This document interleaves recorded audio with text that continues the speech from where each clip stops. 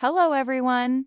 Today we're going to solve an algebraic application involving segments on a number line. This is a classic geometry problem where we mix a little bit of drawing with some simple algebra. First, let's look at the critical piece of information. F is between U and V.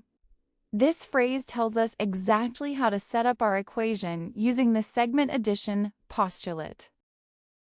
When a point F is between two other points, U and V, it means they all lie on the same line, and the two smaller parts add up to the total length.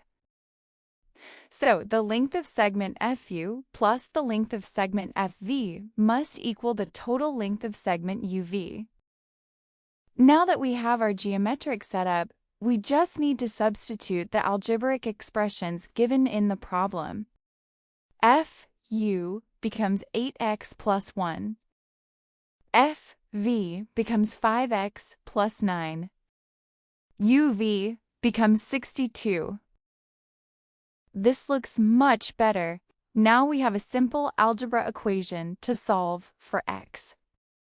First step, combine similar terms on the left side. We have 8x and 5x. Adding those gives us 13x. Then we have the constants, 1 and 9. Adding those gives us 10. Now, we just isolate the x.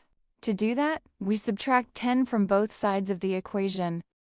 Finally, to get x by itself, we divide both sides by 13. If you do the math, 52 divided by 13 equals 4, so x equals 4.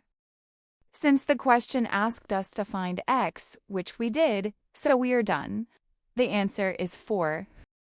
Thanks for watching, and don't forget to subscribe for more easy math tutorials.